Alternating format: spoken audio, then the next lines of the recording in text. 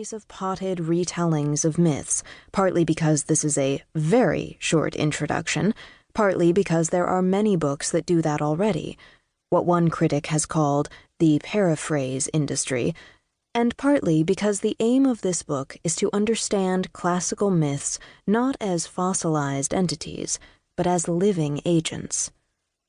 If myth is a slippery term, so is classical. It is common shorthand for ancient Greek and Roman. But this shorthand has a history and a bias. Since the Romantic movement, ancient Greece, renowned for its democracy, theater, and philosophy, has come to stand for creativity and imagination, whereas Rome is known for its military and practical successes. Better sanitation and medicine and education and irrigation and public health and roads and a freshwater system and baths and public order, as Reg puts it in Monty Python's Life of Brian.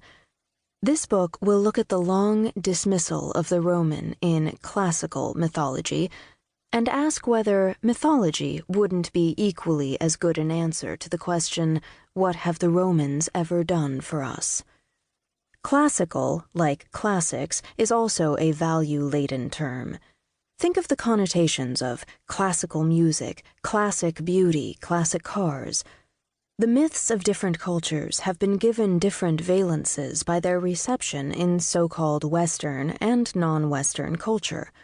Those of ancient Greece and Rome have become the myths of the Western world.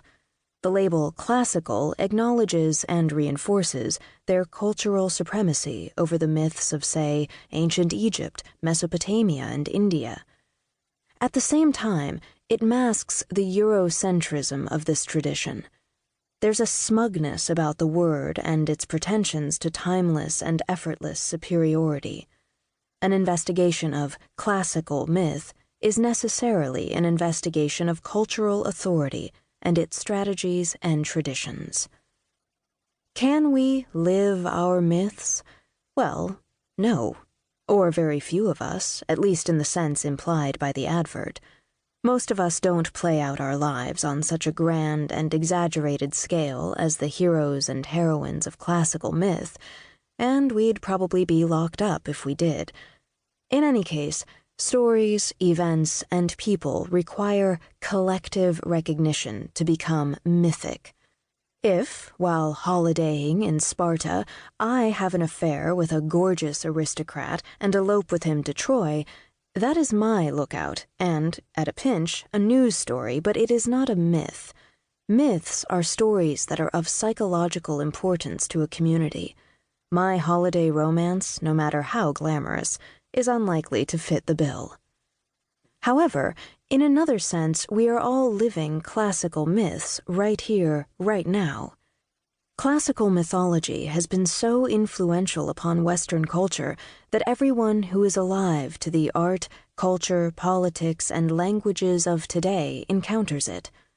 This book is concerned both with showing how myths worked in their ancient contexts, in songs and shows, philosophy, art, and argument, and with exploring classical myths from our most immediate points of engagement with them, from the politics, films, music, images, ideas, and beliefs that they still shape today.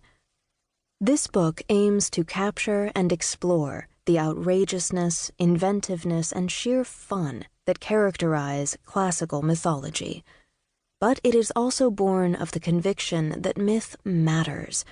It mattered for the ancient Greeks and Romans, and it matters for us in understanding who we are, ourselves, our liberties, and our lies. Chapter 1. Without bulls, there would be no Europe. Cultural currency. We meet classical myths in as ordinary ways as jangling loose change in our pockets. Every citizen and tourist of modern Greece must see the Greek 2 euro coin frequently, but I wonder how often anyone really looks at it. It displays the familiar image of a young woman, barely clothed, astride a swimming bull. The designers of the euro, we are told,